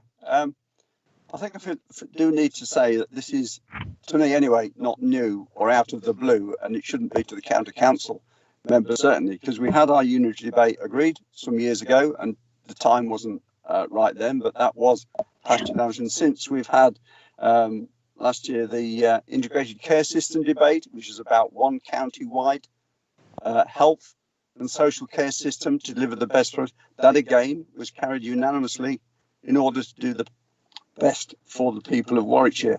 And this is about the next step in the future of the people of Warwickshire. It's not about the County Council, it's not about us retaining our seats. This is about the future of Warwickshire and doing the very best. So while the report may have some lacking detail, that it is there as a starting point, as a discussion document, and to start the process of you so rightly said, Chairman. But I want to talk particularly to the areas I represent, and page 16 really is the starting point, which talks about our strong record as we are now, of ambitious partnerships, of a strong health and wellbeing board, of working with the existing in partnership STP area of ourselves and Coventry. And that picks up on Councillor Barker's point, really, is that we already have that wider area in which we are working, and we work in a very good partnership way to deliver the best. We also have formed our 3 place partnerships, all of which are in various stages of getting where they need to be, but are working very hard to deliver locally what their local people need. And actually, as a unitary, we could do even more on this basis. And again, this is based on the excellent work we've done, acknowledged in the report on our JSNAs, which is getting down to local areas and delivering what comes out of those reports. I need to look at social care, because actually under the present system we've delivered balanced budgets. We've reduced hospital delays across all hospitals in the county. We've got a strength-based practice delivering the best what people themselves need for their aids, and we've got a stable care market, and a care market that, as the CQC has said at the end of COVID, we are recognised as being good providers to our care sector, and the CQC felt that was important enough to ring us up and tell us. Could we maintain that in any other system but a one Warwickshire? And I don't think we can. So that would change. The other thing, we have efficiency of scale. We have good services. We've got a good market with our providers. We are respected. That would change to having possibly 1 or 2 or even 3 marketplaces, which again would give instability and not quality to our residents we serve. And I just want to touch on something that Councillor Morgan said about losing children's services to a trust we could not control. We are working very hard in Warwickshire on the transition of people in care and people that need our services, so that the journey from childhood to adulthood is smooth and they get the services, everything. I cannot see an experience elsewhere that continuing where we're in a situation where we had a children's trust, and so we would then be letting down the people that need us most. And I just then need to look at public health, which is the part of much has been said in this debate today about COVID. COVID has brought out the best in Warwickshire local government. I do not doubt that. With all our partners, it has brought us closer together, it has brought us more integrated, and it has brought us far closer to the people we serve. Could we maintain that in other than one Warwickshire? I don't think we can. It brings too many players into the field. And we've worked well with our boroughs and districts on this, and their staff which have done this in one Warwickshire would still be there doing the same, but on a better basis, with more chance to do more. We get better coordination over the large geography. And there is a point I need to make. I cannot see that the quality of staff we have and we recruit and have in Warwickshire and making Warwickshire safe and healthy could be retained in other than one larger authority. You need that scale to attract the people we need. And a couple of final points. We have much, has been mentioned about one CCG, something that we in Warwickshire, as a big player in the health sector, have been working for ever since it was founded, because we felt that scale was what gave the best for our residents. And that is why moving to a one Warwickshire would keep that scale and keep that better service. But we need to move forward. COVID has set the challenge that has been referred to and we are part of. And we need to respond by being smart, proactive and adaptive to change and change at pace. And I think to do that, we need one Warwickshire. And things have been said about lack of information. This is a starting point. We all need more information, and that information will be gathered as we go along this journey, enable us to get to the right solution for the people of Warwickshire, because that is what we are about, the people of Warwickshire, not ourselves. Thank you, Chair. Thank you very much, Les. And I can see you're giving up a bit of your holiday to do this, yes. And very nice to have your dog for company as well. Yes, we're on the seafront at Saltburn by Sea in County Durham. Oh, lovely, very nice. Well, you're missing nothing weather-wise down here, I can tell you that. So I've got Andy Crump next, followed by Cam Core. Andy. I think you might be on mute. Mute? There you are. Councillor Crump with his mute point again. Oh no, sorry about that. Sorry about that. Right, good afternoon everybody. What wonderful weather we're having. I, like Councillor Hayfield, I'm born and bred in Warwickshire, living in the Southam area all my life, and I was extremely proud to be selected to play football for Warwickshire whilst at secondary school. I know it's hard to believe looking at me now, and no, I didn't play against Stanley Matthews either. But I became a councillor to help people less fortunate than myself, and also to get for the best for Warwickshire residents. Living in Southam, the Town Council maintains the recreation grounds. SDC is responsible for things such as planning, environmental health, etc. And with the county taking on things such as education, highways, plus many more. To most of the public, they just refer to the council needing to do something about issues, not knowing which one to approach. Many come to me frustrated, having been passed from one council to another, and this indicates a failure to serve our communities effectively. This confusion needs to be removed, and having one council for Warwickshire would do this. Yeah, I could talk about lots of different areas of the effects of this on different areas, such as community safety, road safety, flooding, etc. But I think I need, bearing in mind we've got a lot of speakers, I'll just concentrate on solely on the effect on fire and rescue.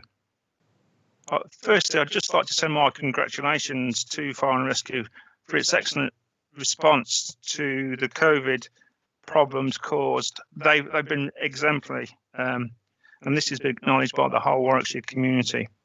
I'm not sure many people know that Warwickshire Fire and Rescue is due a COVID-19 inspection by HMIC FRS, and I'm sure it will fare very, very well in this, and I will report back on that. And this is because it's a big enough organisation to respond to major events such as COVID or anything else, but it's also agile enough to be able to identify local needs and help communities where it's needed most. So I think that's one of the benefits by having a pan-Warwickshire organisation such as Warwickshire Fire and Rescue. It can fulfil its statutory responsibilities across the whole of the county. And obviously they're co-terminus with the police force, and potentially 2 unitaries could compromise this whole Warwickshire approach. The other benefit, as I just touched on, is for the council and for Warwickshire Fire and Rescue scale. A larger and more integrated council was more likely to be able to deliver economies of scale and therefore be able to maintain and improve frontline services.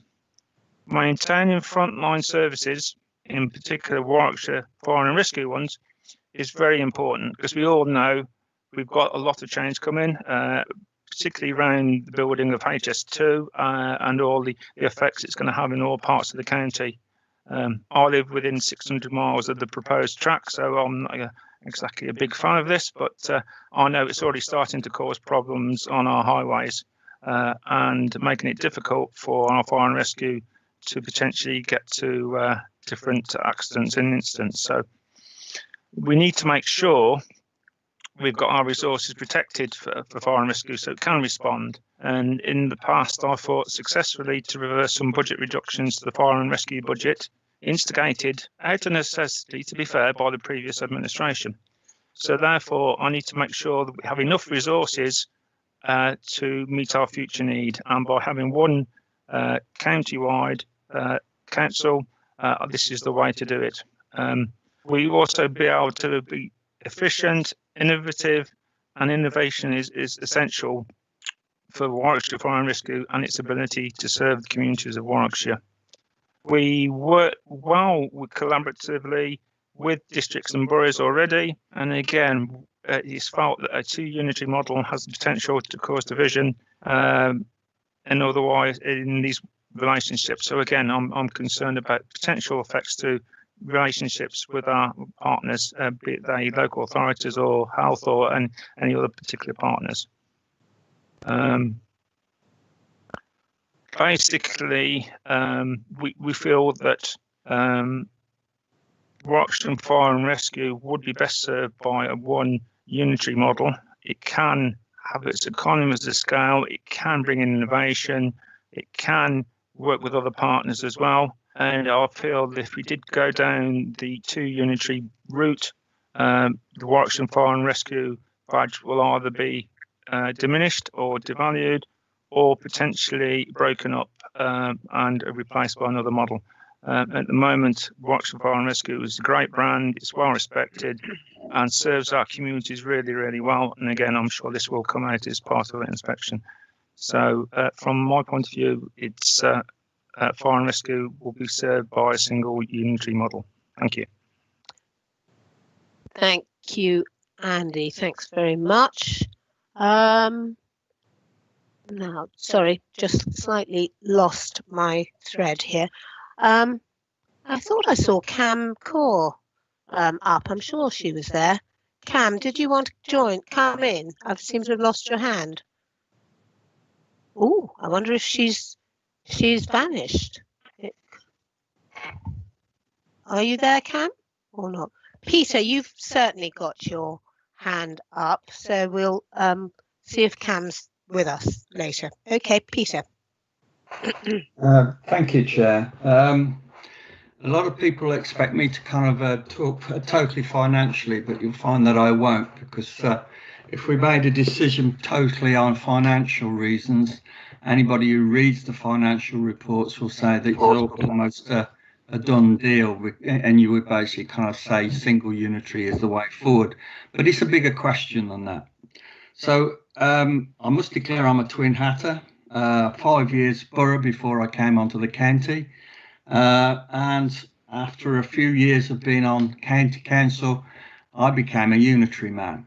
And anybody who's basically experienced both setups for any period of time, you experience those conflicts, those duplications, and double expenditures that go on between two-tier government.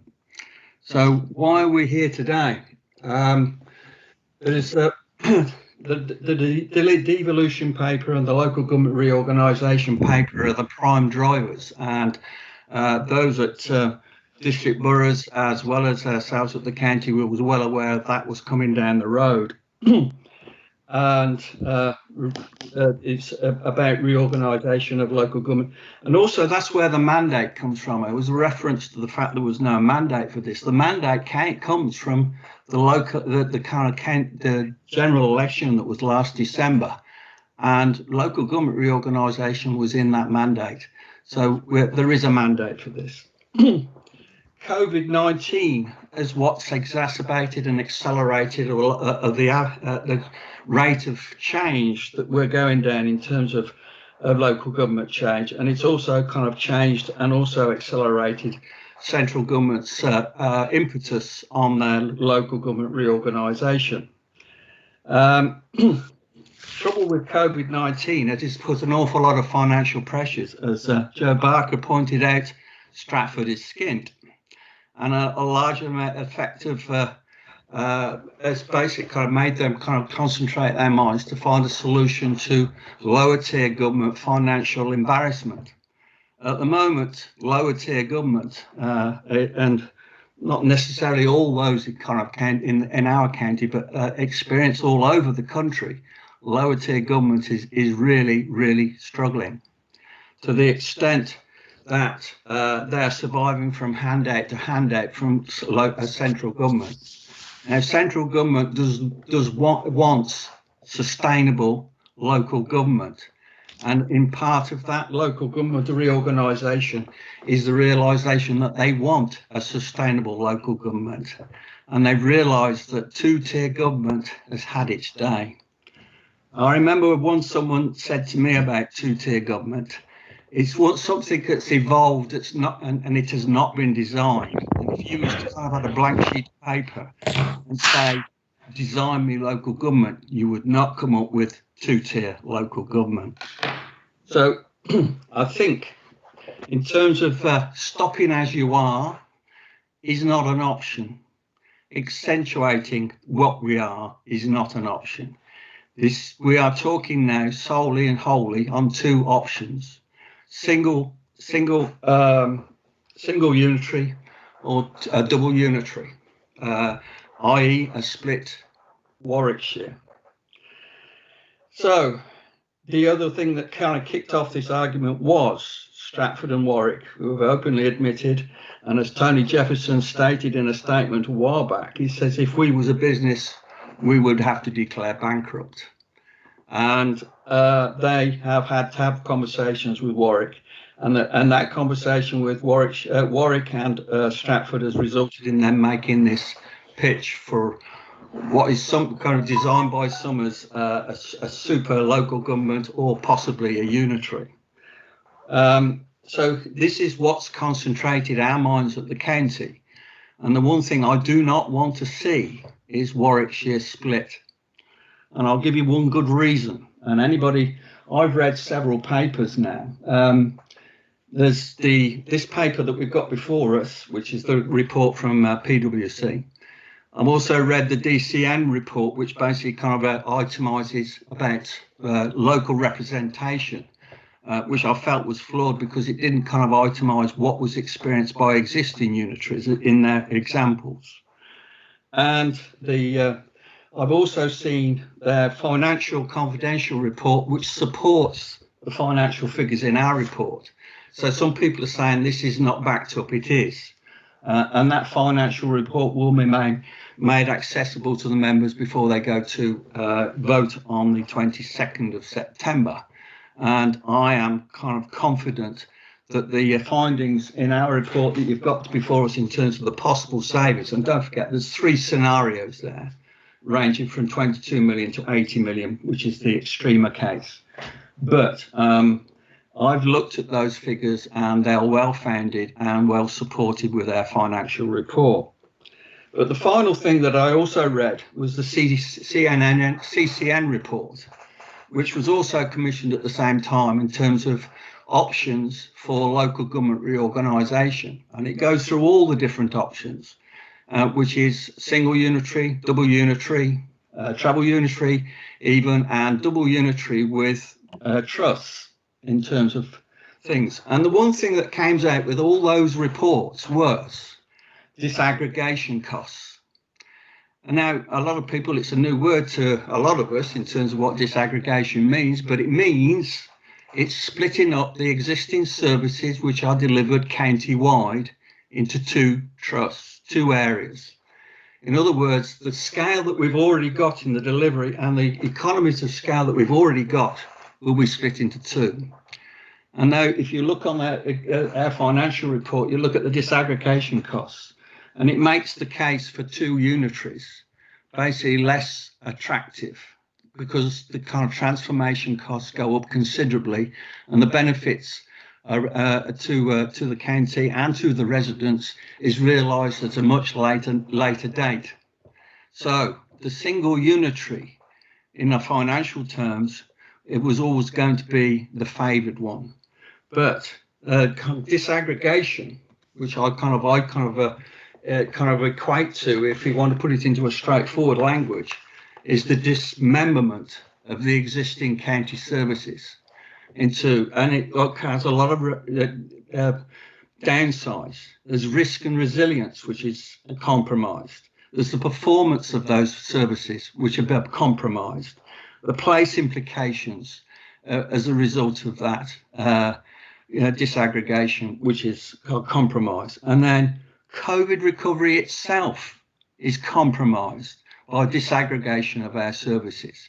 And don't forget, financially, we deliver twice the amount that the kind of districts and boroughs do in financial terms. So the implications to the residents is quite considerable. And on that basis, I've come to the conclusion that a single unitary is my preferred option.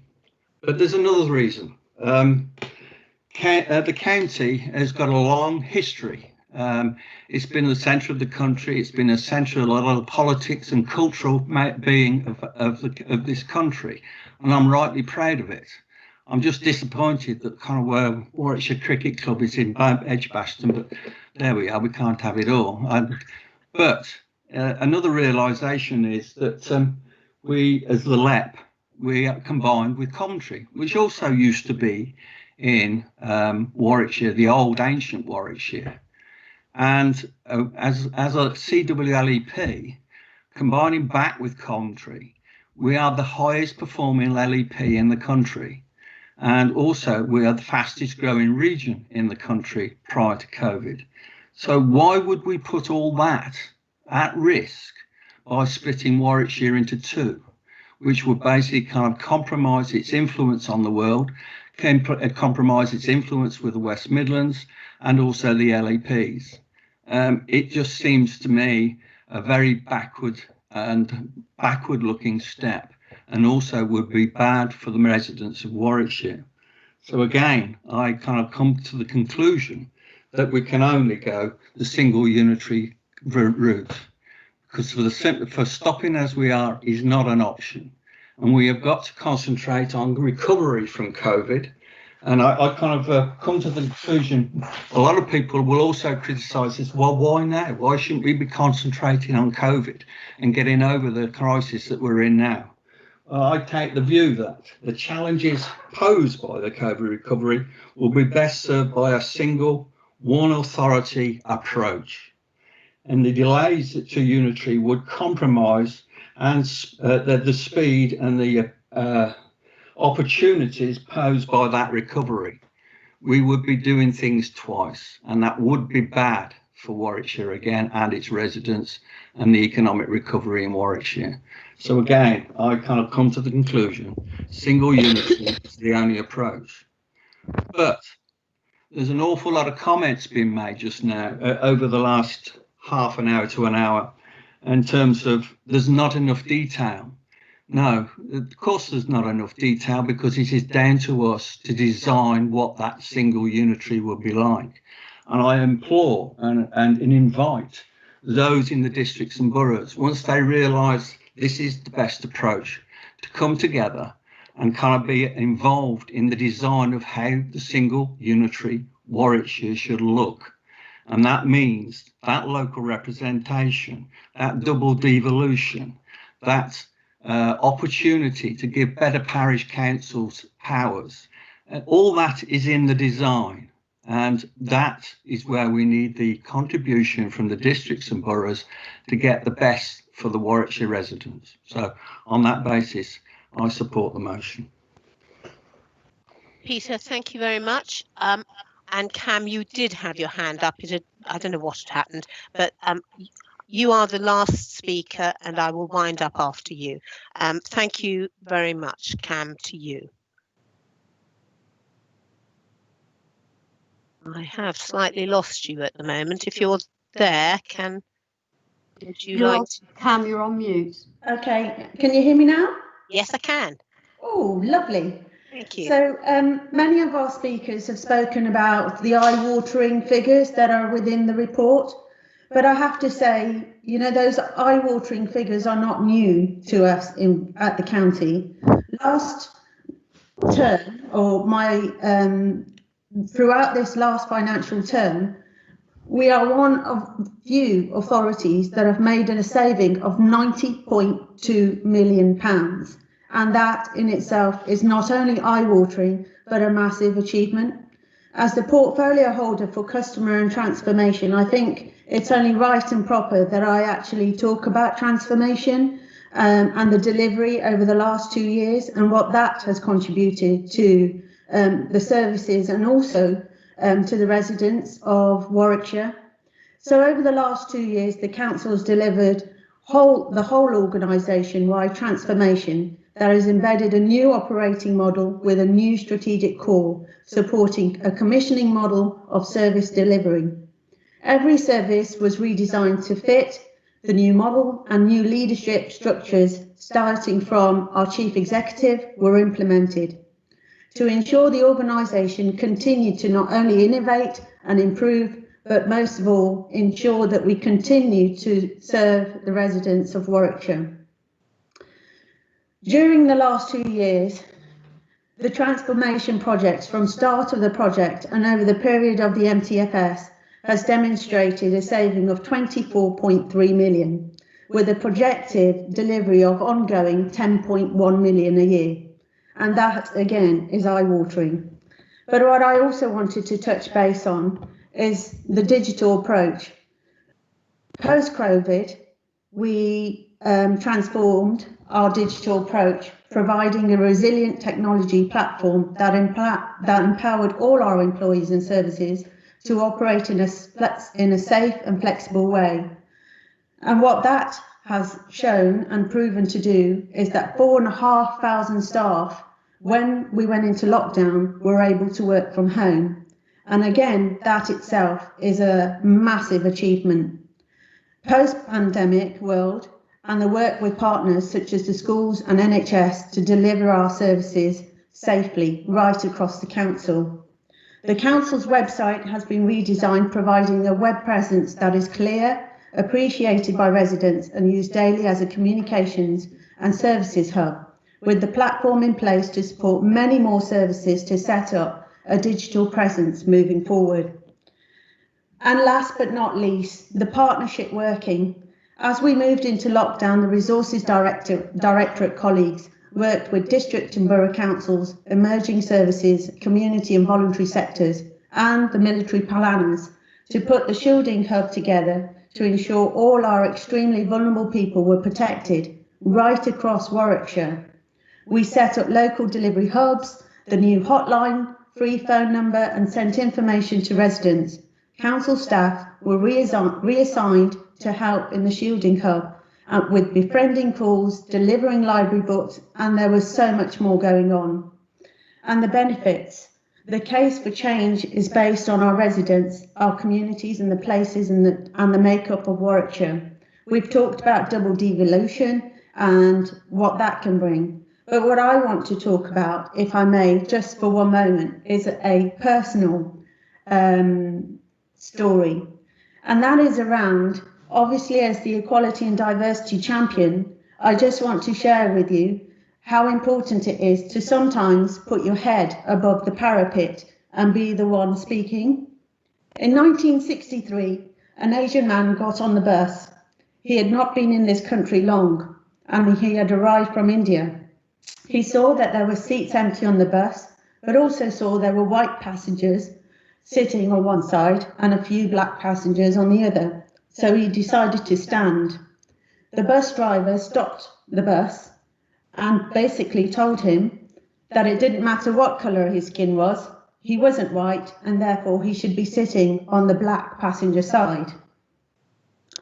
In the same year, in 1963, the Bristol bus boycott paved the way for the 1965 and 1968 Race Relations Acts, which banned employers from discriminating against a person because of their colour of their skin. In the same year, and this was way before I was born, on the 28th of August 1963, and you may recall this, Martin Luther King delivered his famous speech, "I Have a Dream." The Asian man who caught that bus that very day in 1970 became a bus driver and later set up his own business, followed his dreams and bettering his life for himself and his family. That man was my father. So you can see, if it hadn't been for any of those people raising their head above the parapet, we may still be in that very same society that we were in the 1960s. And what I also want to touch on is the North-South divide, which is what many people picked up on today. And I am absolutely passionate and have worked tirelessly with members of my cabinet to try and stop the North-South divide. And it's not been easy, because we still know that there are pockets of deprivation, inequalities right across Warwickshire. And not for one moment do I think that we can get rid of these on our own.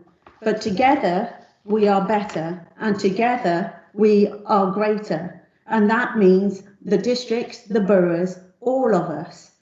And I'm sharing this personal story with you to say that sometimes it takes courage. It takes courage to do the things that actually people don't want us to do, but have to do or need to do. So as a portfolio holder of customer and transformation, I've outlined to you some of the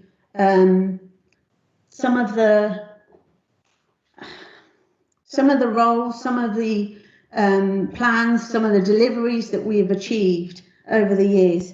But as I've said, as the customer and transformation, my key aim was always to ensure that whoever contacted Warwickshire County Council, always, no matter who they were, no matter whether they were from the north, the east, the west, the south, were treated on equal terms and received the same equality of service right through the council. And I believe we've achieved this. So for this very reason, I will be supporting the motion that is before us today. Thank you, Chair. Cam, thank you. Thank you all the speakers who have put so much into what they've said, so much personal traction as well. So it leaves me just to wrap up a long debate today, and I do keep saying this. This is the start. We've got weeks, months, years ahead, and importantly, we have got a full council meeting, which is where we are going to understand the hopes and the ambitions of all of our councillors, as well as those who have input today. There are just a few things that I want to pick up, and thank you all for many of you who have picked up comments that have been said. Keith, I think you kicked us off actually very well with a number of things, particularly around climate change, air quality, and I can't even read my own writing here, but those issues that are particularly important to you, and I do understand that. One I think that wasn't touched on in the discussion was around housing, which you mentioned, housing, which is such an important issue, which we actually as a county council have little input on at this stage in time. However, you know, I'm looking at Les in the centre of my screen, who certainly has an input on housing for those with vulnerabilities. The extra care housing programme that we have produced over the last 10 years has made the ageing period of people's lives a much better outcome than they might have hoped for in previous times.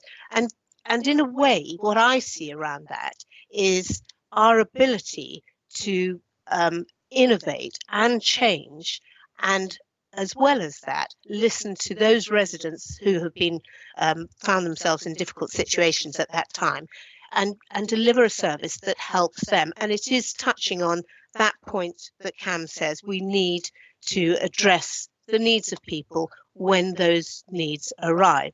And they change. Each different generation has changing needs. The generation that my mother had with the needs of old age was a very different offer to what would be acceptable now, and undoubtedly will be different again to what will be acceptable to the generation beyond us.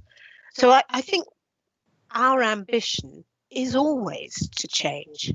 Our ambition is always to reinvent ourselves.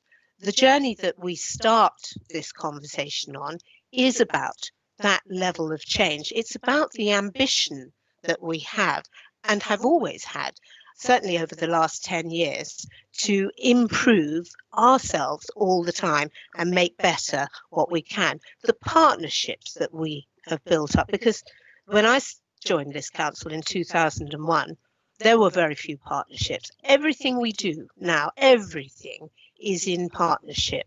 What is the impact on our partners of the changes that we see before us, be they one, be they two, or any variation on that? How will our partners have the capacity to build and respond against that? So these are considerations we need to take into our head when we move forward and when we start to move towards the full council meeting in September. Democracy, I think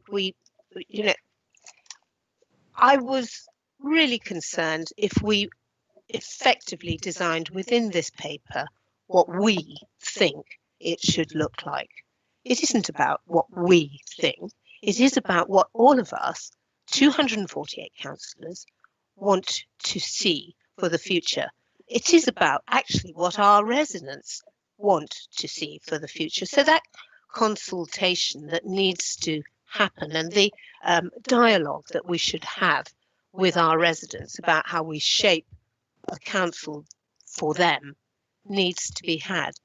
And I think the final thing that I absolutely must say is that this isn't a takeover. This isn't a land grab, as some headlines have put forward.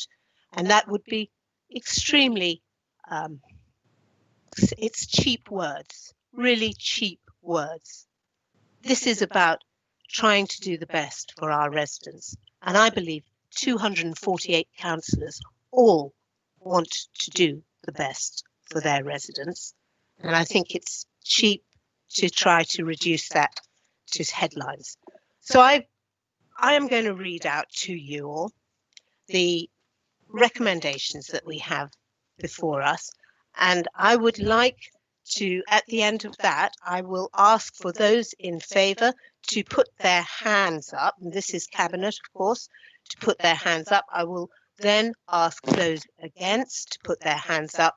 And I will then ask if there are any abstentions. So this is using the hand facility, please. And the recommendation as printed is that Cabinet approves the submission to Government of the strategic case for change for a single unitary council for Warwickshire, so as to preserve the opportunity for Warwickshire to be considered in an early tranche of local government reform, and that the Chief Executive is authorised, in consultation with the leader, to make any amendments considered necessary in advance of the submission. That in particular, I would say, relates to points that have been put today. So can I ask Cabinet for those in favour of the recommendation to raise the hand facility now?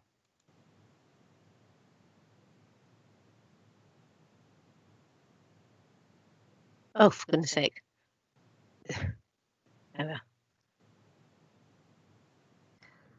That's nine in favour.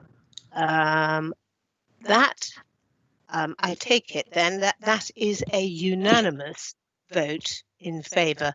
There are only 9 of us. So can we confirm that, Monica? Yes, that's 9 in favour. So the recommendation is carried unanimously. Thank you. Unanimous decision. May I thank everyone for attending Cabinet today, for your input, which really has been important and will contribute towards a further debate that we will have in September.